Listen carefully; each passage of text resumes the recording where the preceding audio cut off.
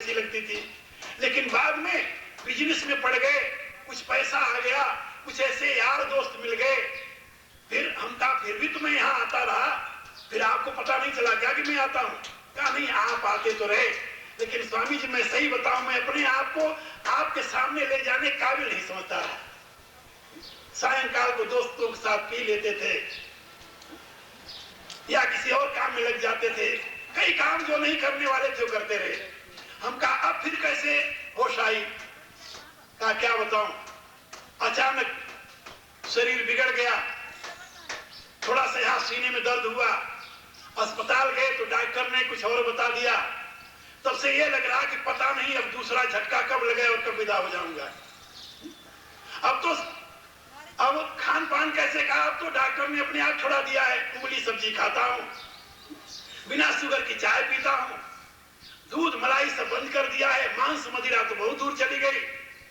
अब मैं सोच रहा हूं कि यदि हम ऐसे शाकाहारी जीवन बिता रहे हैं तो कसम ना आपके द्वारा दीक्षा ले लें और भगवान भजन करें। मैंने उससे कहा बेटे कभी कभी भगवान की बड़ी कृपा होती है, भगवान की बड़ी कृपा होती है मनुष्य पर, तब उसे इस रास्ते पर लगा देते हैं। जब वो सीधे नहीं सुनता तो भगवान उसे टेढ़े यहाँ भेजते हैं। यदि पहले से तुम सीधे सुने होते भगवान की बात तो तुम्हें टेढ़े रास्ते से क्यों आना पड़ता, क्यों इतने दिन बिताने पड़ते? लेकिन चलो बीती ताही विसार दे, आगे की सुध ले, जो बीत गई उसकी चिंता मत करो, अब तुम समझो और अभी से तुम साधना में लगो, भगवान कृपा है, तुम अच्छे मार्ग पर लगोगे, भगवान तुम्हारे रक्षक होंगे। मेरे कहने का अभिप्राय कि आदमी कब कामात्मा से धर्मात्मा बनने की दिशा में बढ़ जाए कौन जानता है? कुछ नहीं जानता, कुछ नहीं पता। भगवान की कृपा कभी हो सकती है, कभी वह सच्चे मार्ग की तरफ आगे बढ़ सकता है। तो मैं आप लोगों को आज जो बात बता रहा था, मूल में केवल 3 बातें थी कि एक तो सत्य, अहिंसा और परोपकार, ये धर्म के मूल आधार हैं, और इस धर्म का अवलंबन लेकर के आप धर्मात्मा से महात्मा बन करके परमात्मा को प्राप्त कर लें। दूसरा, यदि सत्य, अहिंसा और परोपकार के यानी साधन को नहीं अपनाए तो रातों दिन जैसे कर्म कर रहे हो ऐसे ये कर्म करेंगे, कर्मात्मा बनेंगे, कामात्मा बनेंगे, और कामात्मा की फिर दुर्गति होती है। गीता में भगवान ने स्पष्ट शब्दों में कहा है, उस रास्ते पर चले जाएंगे।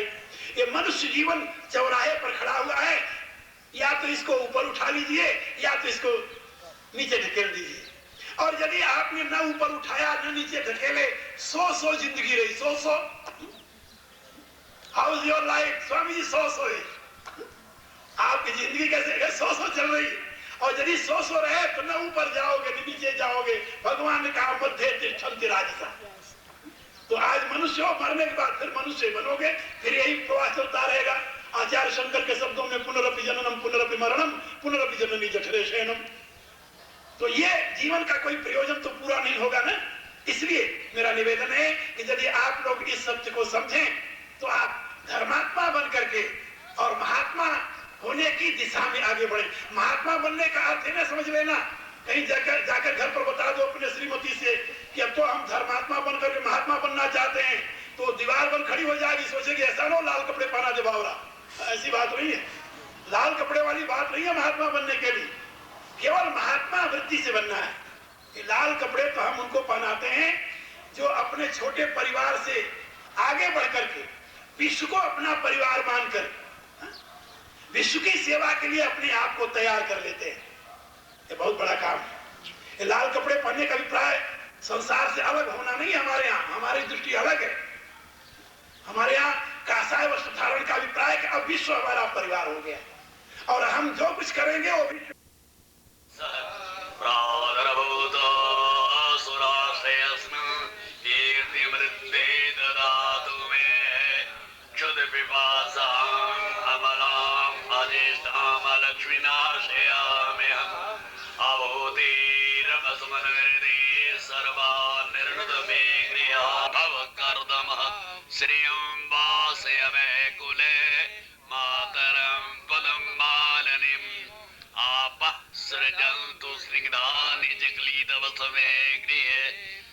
देवी मातरम श्रेयं वास्य मे कुले आर्द्रां पुष्करणीं पुष्टिं पिंगलां पदं मालनीयं चंद्रां हिरण्मयं लक्ष्मीं जातवेदो महावः आर्द्रां जकर्ण्यष्टिं सवर्णां हेममालिनीं सूर्यां हिरण्मयं लक्ष्मीं जातवेदो महावः तं मावः जातवेदो लक्ष्मीं ॐ केशवाय नमः ॐ माधवाय नमः ॐ नारायणाय नमः।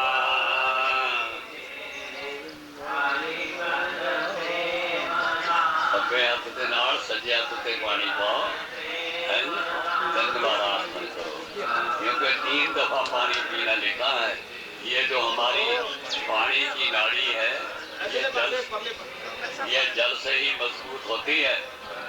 अगर ये खुश्क हो जाए तो हमें बोला भी नहीं जा सकता। तो इस वास्ते कहते हैं कि उसको करने के लिए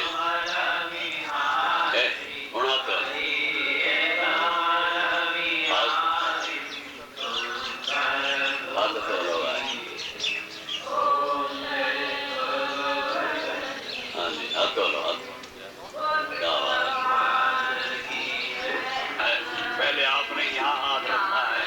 इस जगह पर हमारा सब कुछ है, यानी जो कुछ हम बाहर ढूंढते फिरते हैं वो यहीं पर है, क्योंकि उन्होंने लिखा है। पहला भी वेद मंत्र पढ़े, सहस्त्र शीर का पुरखा सहस्त्राक्ष सहस्त्रपाद सभूमि घुम सर्वत प्रीतवा वाला वो ईश्वर जिसको सब संसार ढूंढता फिरता है।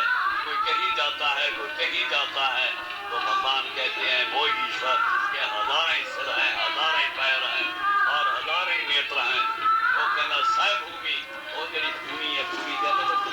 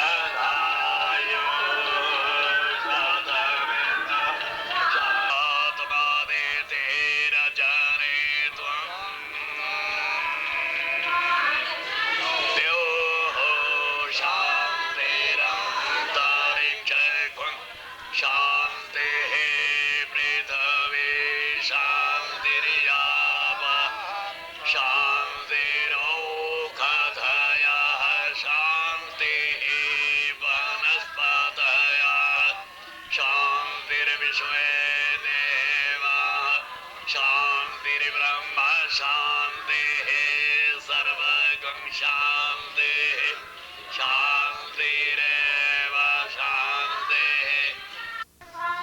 ओम नमोस्तु रुद्रेभ्यो जय देवी जय गंगारगमिकवा देभ्यो दश प्राचीन दश दक्षिणा दश प्रदेशेर्दरो देशेर्दरो ऊर्ध्वा नमोस्तु ते नमन्तु ते नमृण्यन्तु ते जानविकवाय जनद्वैति तमे काजं भेदवाः। ओम अनंताय नमः अनंतम अवयवे स्थापयामि नमः। ਹੁਣ ਦਰਵਾਜ਼ੇ ਵਿੱਚ ਹੀ ਪੜੋ, ਇਧਰ ਨੂੰ ਆ ਜਾਓ, ਇਹਦੇ ਵਿੱਚ ਆ ਕੇ ਆਪਣੀ ਆਪਣੀ ਜਗ੍ਹਾ ਦੇ ਉੱਤੇ ਬਹਿ ਜਾਓ, ਆਪਣੀ ਆਪਣੀ ਜਗ੍ਹਾ ਦੇ ਉੱਤੇ ਬਹਿ ਜਾਓ। अच्छा ओम कृष्णेन रजसा वर्तमानो नवेश प्रथम मर्देंजय दरवाजे पढ़ना सेना देवो याति भुवनानि पश्यन्न इमं जनेनिया चलसरे तस्मात् द्रवणन्ते चित्रम् ओम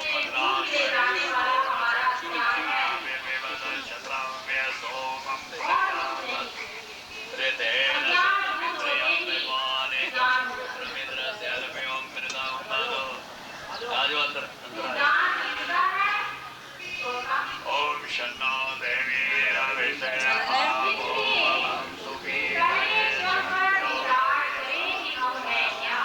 दयान चित्रया भवदोति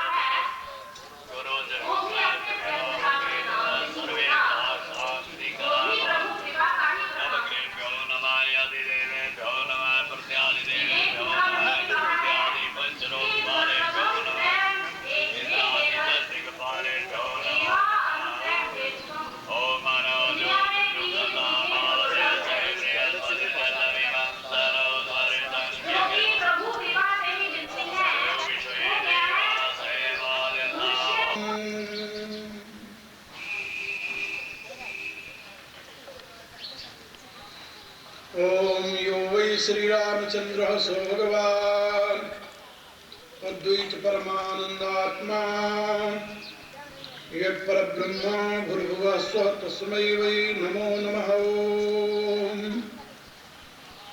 ओम शांति शांति शांति। ओम Did you say that you go to that side, you know? परावर Don't take from उपस्थित this because मेरी from प्रिय here आत्मा only the one side will come. You can sit in between the ladies. ऐसे विषय हैं जो बड़े ही ज्वलंत प्रश्न हमारे सामने उठाए जा रहे हैं। सस्ती ख्याति के इच्छुक लोग धर्म से संबंधित कुछ ऐसी धारणाएं समाज में प्रचारित कर रहे हैं जिससे जन सामान्य भ्रांति में पड़ जाता है। आजकल के नेता ये मानते हैं कि धर्म और राजनीति दोनों अलग अलग है। धर्म एक तरफ जाता है, राजनीति दूसरी तरफ जाती है।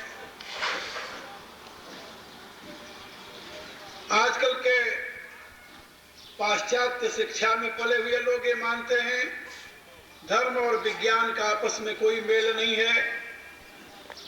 विज्ञान अलग रास्ता बताता है, धर्म अलग रास्ता बताता है। विज्ञान कसौटी पर कसा हुआ होता है, धर्म अंधविश्वास पर टिका हुआ होता है। उनको ये भ्रांति है। इधर 2.5 साल से एक और व्यर्थ का आंदोलन शुरू हो गया, चर्चा का विषय शुरू हुआ। विदेशों में इस विषय पर मेरे पास बहुत से प्रश्न आए। सती प्रथा को लेकर क्या धर्म में ऐसी कोई व्यवस्था है जिसको सती प्रथा कहते हैं? ये भी एक विषय है समझने का धर्मशास्त्र की दृष्टि से।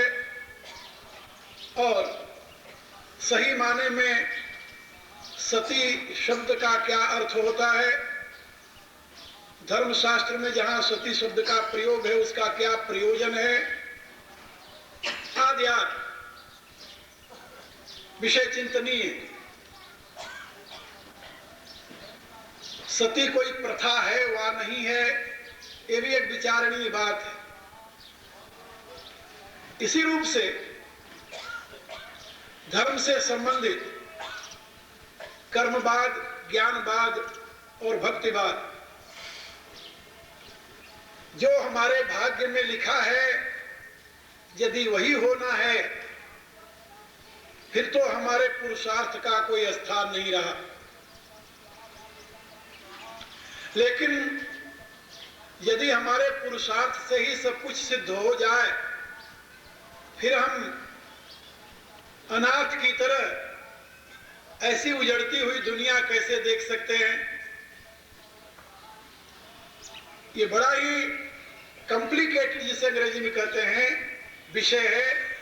और ये सब विषय उन्हीं को सुलझाना है, उन्हीं को स्पष्ट करना है जो धर्मशास्त्र के पंडित व धर्म के आचार्य हैं, जिन्होंने धर्म संस्था की महत्ता को समझा है, जाना है, साधन और स्वाध्याय द्वारा अपने जीवन को उसके अनुसार उन्नत किया है। उनकी जिम्मेदारी है कि समाज में उठने वाली इस प्रकार की भ्रांतियों का समाधान करें। और इसी भावना से कुछ लोगों की इच्छा को देखते हुए मैंने यहाँ 7 दिन का एक ज्ञान सत्र रखा। और इसके साथ ही महाचंडी यज्ञ, भगवती की आराधना, पराम्बा की आराधना और साथ साथ उसके द्वारा अभिभूत दिव्य ज्ञान विज्ञान के प्रकाश से जन सामान्य को प्रबुद्ध बनाना,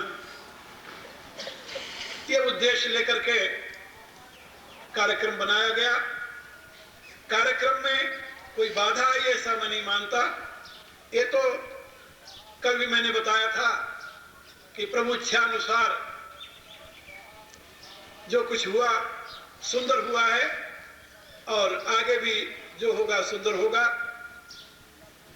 आप लोग बड़ी श्रद्धा और आस्था से यहाँ आते हैं, सुनते हैं, इसमें भाग ले रहे हैं। हमारे विभिन्न विषयों के विद्वान आपको अपनी बातें सुना रहे हैं, समझा रहे हैं।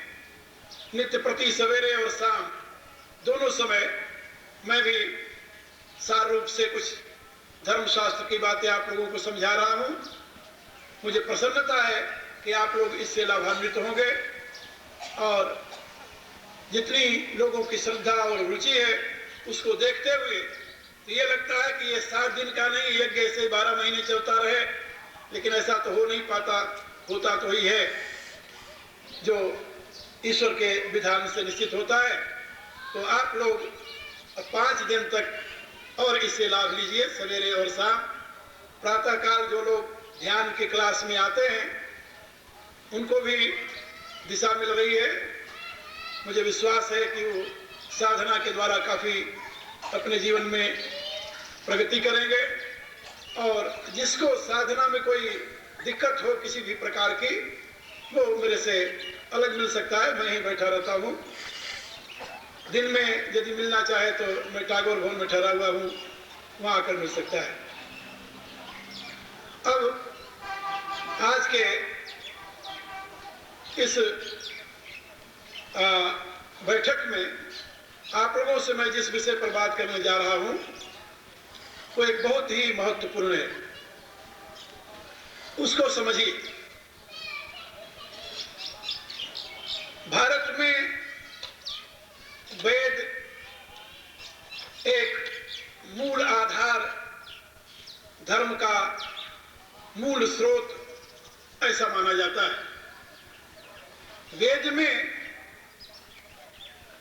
अनेक प्रकार की विद्याएं हैं। उनमें 3 विद्याएं प्रमुख हैं, जिसको मंत्र भाग, ब्राह्मण भाग और उपनिषद भाग समझ लीजिए।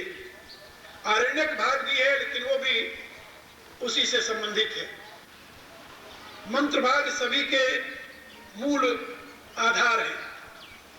मंत्र की मीमांसा की है ऋषियों ने 3 भागों में, ब्राह्मण भाग, आरण्यक भाग और उपनिषद भाग।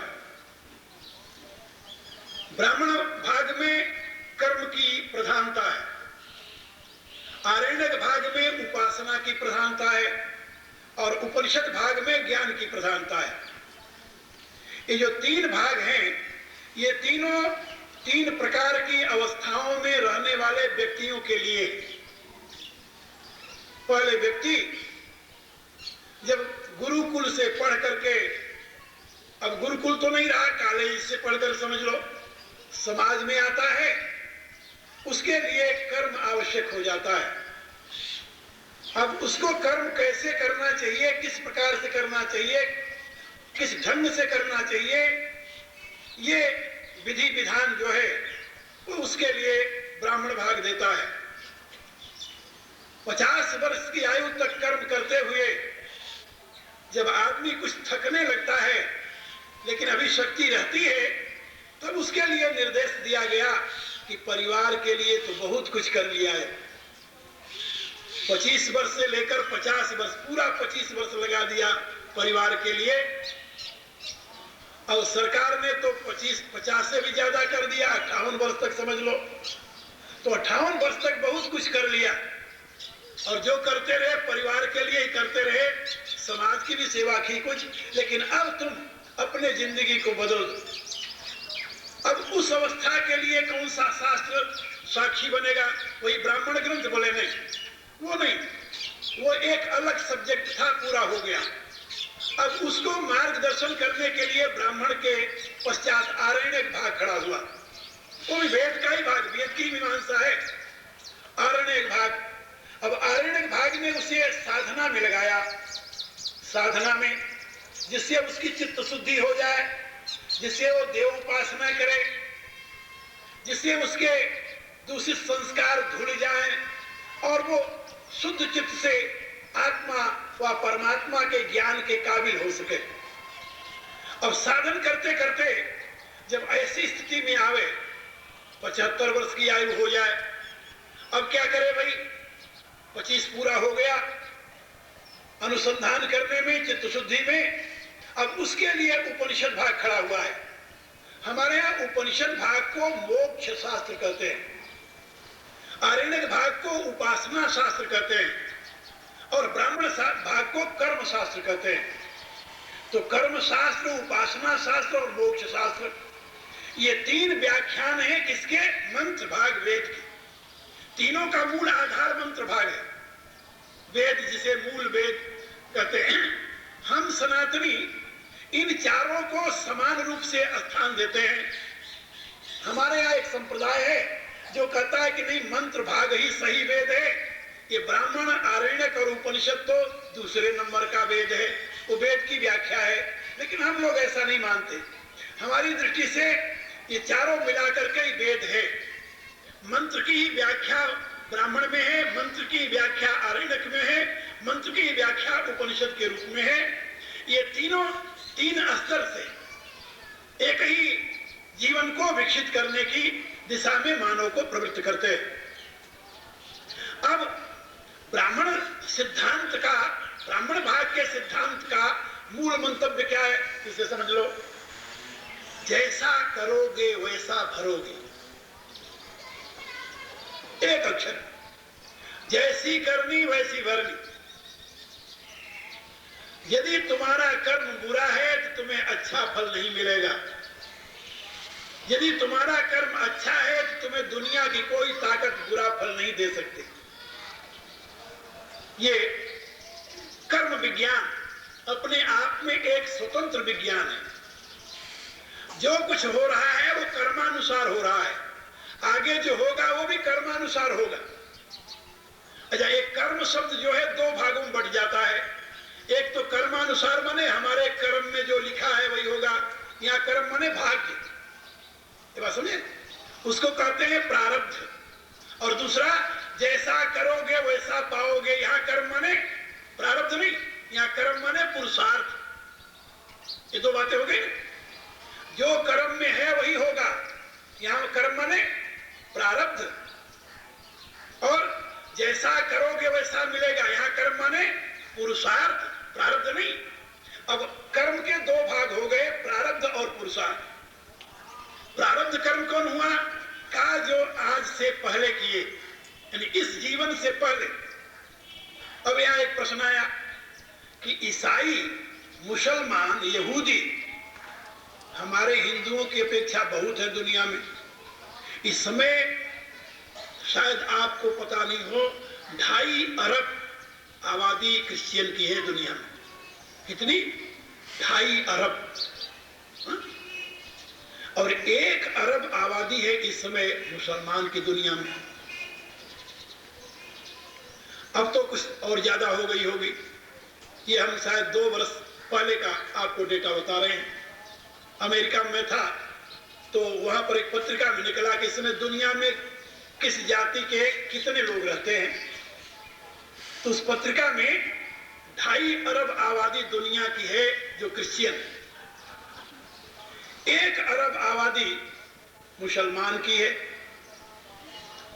इसी प्रकार से इस समय 5 अरब, अब कुछ महीने पहले ही एक दिन अखबार में निकला कि आज इस समय इतने बजे तक दुनिया की मनुष्यों की आबादी 5 अरब थी।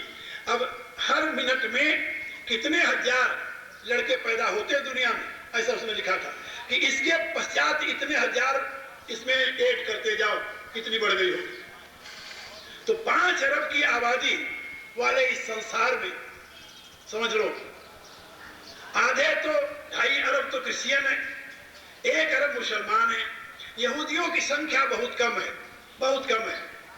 वो मुश्किल से शायद 40 या 50 लाख बचे बेचारे, 60 लाख के करीब है। उसमें 22 लाख तो रहते हैं वहां पर यरूशलेम में, बाकी इधर उधर हैं दूसरे देशों में। अब रह गए, आपको क्या होगी कि हमारी कितनी संख्या है जिसको हम वैदिक धर्मानुयायी मानते हैं, भगवान भला करे। अपनी कितनी आबादी है जानते हो? उस पत्रिका के अनुसार उस समय तक सारी दुनिया में हिंदुओं की संख्या 64 करोड़ थी। 64 करोड़। उसमें से उसने लिखा था कि 60 करोड़ हिंदू तो भारत में रहते हैं और 4 करोड़ सारी दुनिया में और जगह जगह पर फैले हुए हैं, ऐसा उसने बताया था।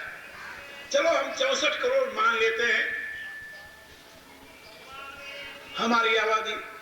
हम जो मानते हैं वो वैदिक सिद्धांत है, और उस वैदिक सिद्धांत के अतिरिक्त जो लोग मानने वाले हैं, यहूदी, मुसलमान और ईसाई, वो ये मानते हैं कि ये पहला जन्म है और आखिरी जन्म है। क्या समझे? यही पहला जन्म है, यही आखिरी जन्म है। इससे पहले तुम नहीं थे और इसके बाद में तुम नहीं होगे। उनके यहाँ पुनर्जन्म नहीं है। यानी कहने का अभिप्राय कि दुनिया का सबसे बड़ा हिस्सा मनुष्यों का यह मानता है कि पुनर्जन्म नहीं है, यही पहला जन्म है और आखिरी जन्म है।